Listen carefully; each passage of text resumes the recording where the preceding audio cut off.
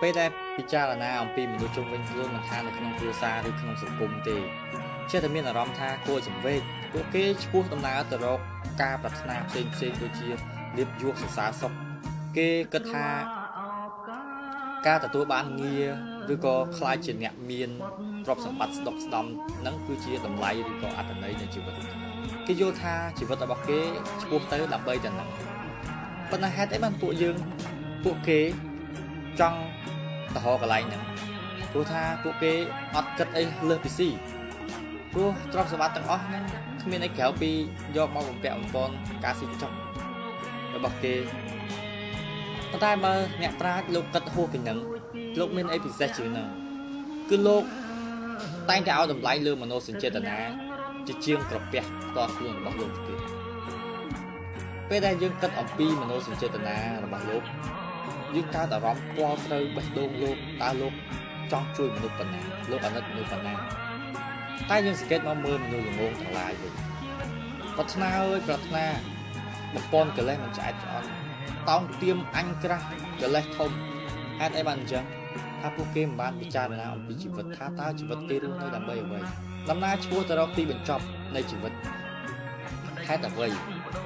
គ្រាន់តែដើរទៅចូលជ្រោះសោះចាំបាច់ស្រវេស្រវាដណ្ដើមគ្នាយកលៀបយកយុះយកអីធ្វើអីមនុស្សខ្លះថាបើសិនជាយើងគិតដល់ការស្លាប់យើងមិនបាច់ធ្វើអីទេមនុស្សខ្លះគេថាអញ្ចឹងតែមនុស្សនោះគឺជាជនកំសាព្រោះអីអត់ហ៊ានគិតរហូតទៅដល់ទីបញ្ចប់អត់ហ៊ានគិតរហូតទៅដល់ការពិតមែនតើមនុស្សមានជីវិតមកគឺដើម្បីស្លាប់ហ្នឹងឯង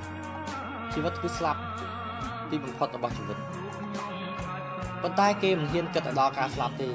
ពួកគេអត់ចង់ទទួលយកការពិតមនុស្សដែលអត់ចង់ទទួលយកការពិតមនុស្សអញ្ចឹងគ្មានតម្លៃទេដែលខ្លាំងពិតប្រកបគឺគិតទៅដល់ការពិតគិតទៅដល់ទីបញ្ចប់របស់វាតែឃើញតែស្លាប់អញ្ចឹងទ្រព្យសម្បត្តិអីគ្មានន័យទេអញ្ចឹងអត្ថន័យមែនតែនខ្លឹមសារមែនតែនរបស់ជីវិតគឺមនោសញ្ចេតនាដែលបន្សល់ទៅដល់មនុស្សជាទីស្រឡាញ់របស់យើងទាំងឡាយការមានបេះដូងក្តោបអ្នកដទៃមិនមែនចេះតែកើតឯកទេគឺមនុស្សនឹងបានសង្វេគជាមួយនឹងសកម្មភាពរបស់មនុស្សនឹងខ្លាំងមែនទែនទោះបីថាហេតុអីបានមនុស្សទៅដើមតង់ទៀងគ្នាអាក្រក់អក្រីអីយ៉ាងហ្នឹងជីវិតកើតមកទៅទេសោះមកធ្វើដូចគ្រាន់តែចេញផ្លូចមកបាយ3ពេលសោះប៉ុន្តែមិនដល់មិនត្រឹម3ពេលទេថែមទាំងធ្វើបាបអ្នកដទៃដើម្បីបានយកមកកជាចំណូលមានកាក់ទៀតព្រោះអញ្ចឹងដើម្បីអ្វីថាសួរថាដើម្បីអ្វីក៏គេមិនដឹងដែរប៉ុន្តែនេះគឺជាភាពវង្វេងរបស់មនុស្សក្នុងតែអ្នកប្រាជ្ញផ្សេងលោកដើរបញ្ច្រាស់ក្នុងស្រុងលោកមិនដែលឲ្យតម្លៃលើរបស់ចិញ្ចឹមលោកថារស់តាមយកតាមមកតម្រូវការហើយក្រៅពីហ្នឹងសល់ពេលវេលានិងមាសប្រាក់អីដែលលោករកបានហ្នឹងគឺលោកយកទៅបរិច្ចាគដើម្បីជួយអ្នកដទៃហើយលោកឲ្យតម្លៃលើការជួយអ្នកដទៃបន្តមនោសញ្ចេតនាជាមួយនឹងពិភពលោកជាមួយនឹងសត្វលោកនេះរហូតដល់គេពាល់បេះដូងលោកកាលណាគេស្រក់ទឹកភ្នែកកាលណាមនុស្សអញ្ចឹងមានតម្លៃមនុស្សអញ្ចឹងមានតម្លៃនៅជីវិតណាជីវិតរបស់លោកត្រូវបានកើតឡើងហើយផែនដីសាទរតែមនុស្សចង្រៃផ្សេងគ្រាន់តែកើតមកផ្លូចផែនដីទៅវិញមុខហ្មងពួកអីចេះតែពីសេវាពីផែនដីអញក្រាស់កិលេសធំសេវាពីផែនដីហើយមិនត្រឹមប៉ុណ្្នឹងទេ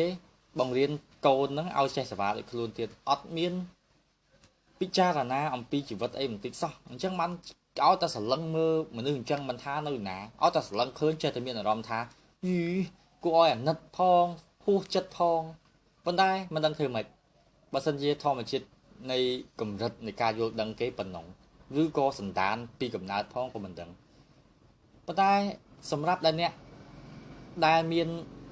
លក្ខណៈនឿយណាយនឹងជីវិតស្រាប់បើសិនជាពិចារណាពីជីវិតបន្តិចមនុស្សនោះច្បាស់ជារកផ្លូវឃើញមកគឺផ្លូវដែលធ្វើឲ្យជីវិតនឹងមានតម្លៃតែបើតែខ្លួនអត់មានអីទេអត់មានអីក្នុងខ្លួនមែនប៉ុន្តែចេះអាណិតអ្នកមានច្រើនវិញពេលខ្លះអាណិតទៅដល់ពួកអ្នកមានថាមានប៉ុណ្ណឹងហើយមិនក៏រស់នៅមិនមានសុភមង្គលថាអត់យល់ពីដំណើររបស់ជីវិតអត់យល់ពីមាគ៌ារបស់ជីវិតថាជីវិតកើតមកសម្រាប់យកមកធ្វើអីជីវិតកើតមកទីបញ្ចប់របស់វាគឺការស្លាប់តែហេតុអីបានគេមិនហ៊ានគិតឲ្យដល់ចុងក្រោយអញ្ចឹងថាគេខ្លាចការពិតណាស់បើគេខ្លាចការពិតអញ្ចឹងនោះជីវិតរបស់គេមិនមានសុភមង្គលទេមនុស្សមានតែទទួលយកការពិតម្យ៉ាងគត់ ទៅធ្វើឲ្យមនុស្សហ្នឹងស្គាល់ពិភពលោកថាស្គាល់ពិភពលោកនៃផ្លូវចិត្តផងស្គាល់ពិភពលោកសម្ភារៈផងគឺទទួលយកការពិតគឺមនុស្សហ្នឹងមានតម្លៃខ្លាំងតែមនុស្សដែលចេះតែដើរបច្រាស់ជាមួយការពិតហ្នឹងទើបវាមានទុក្ខទើបវាមានបញ្ហាឲ្យទើបឲ្យធ្វើឲ្យតម្លៃតខ្លួនរបស់ខ្លួនធ្លាក់ចុះអញ្ចឹងកាលណាពិចារណាអំពីជីវិតនាំឲ្យយើងចេះតែមានអារម្មណ៍ថាយើងវាឯកាប៉ុន្តែមិនមែនមានន័យថាអារម្មណ៍ឯកាហ្នឹងគឺជាសេចក្តីទុក្ខទេអារម្មណ៍ឯកាគឺជាសេចក្តីសុខរបស់យើងពេលខ្លះ